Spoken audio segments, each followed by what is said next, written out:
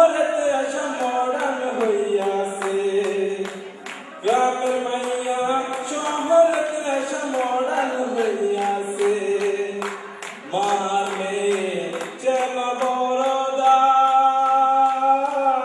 পাতলা কাপড় পরে ওরা লজ্জা শরম নাই মার মেয়ে যেন বড়দাই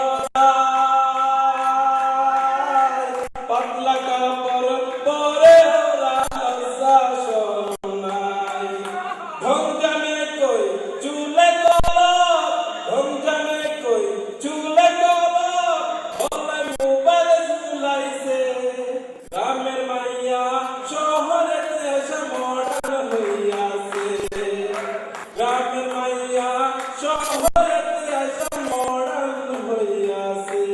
থ্যাংক ইউ।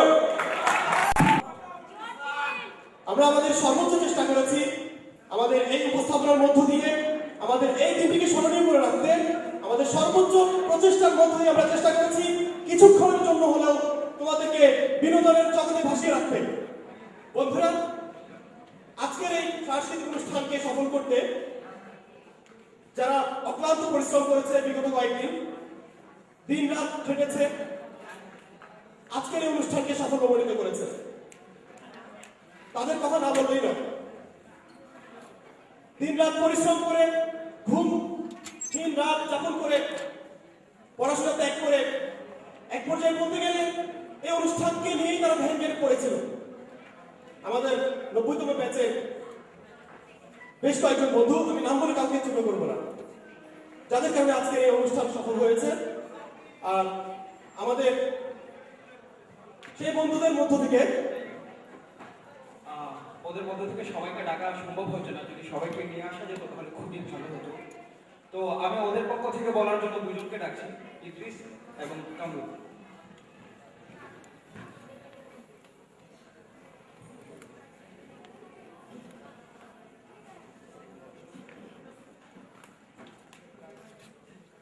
শুভরাত্রি।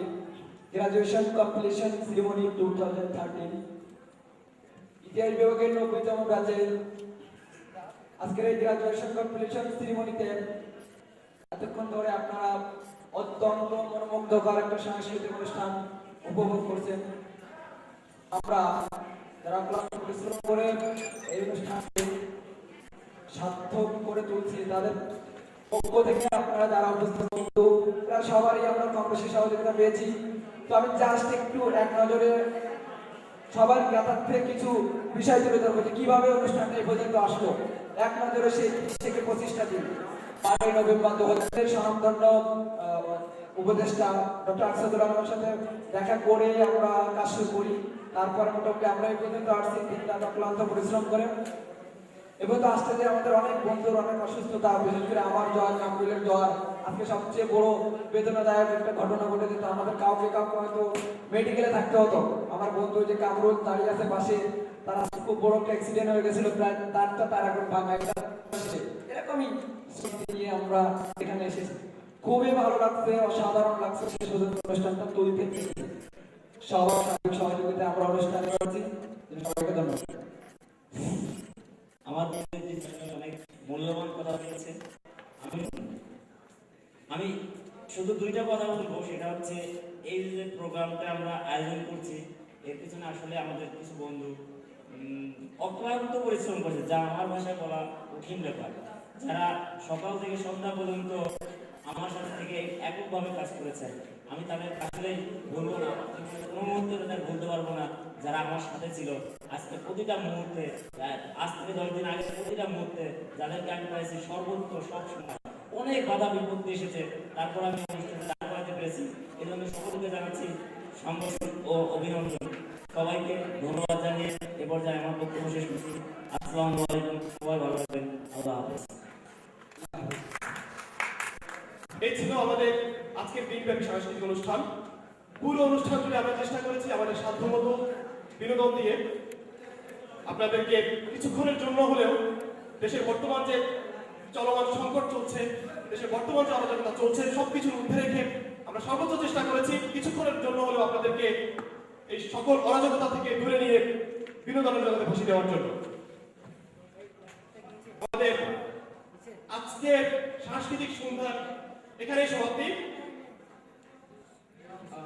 তার আগে মনে হয় একটু বলে নেওয়া উচিত উপস্থাপনায় আমরা যারা ছিলাম, আমি ছিলাম, আমার সাথে ছিল মুবিন, তো আমি ছিলাম হাসান, আমার সঙ্গে ছিল আমার পার্টনার কর্মী। পেছনের লাইট একটু জ্বালিয়ে দেবেন সব লাইট।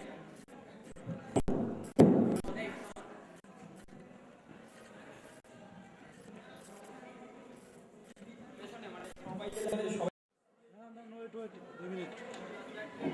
ওই লাইটগুলো জ্বলছে না কেন? আচ্ছা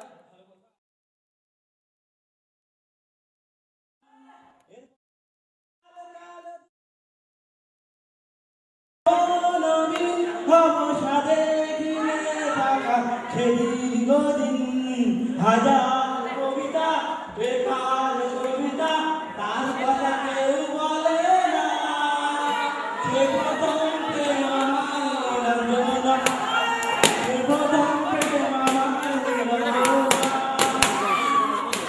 ঘন্টা ঘনা তো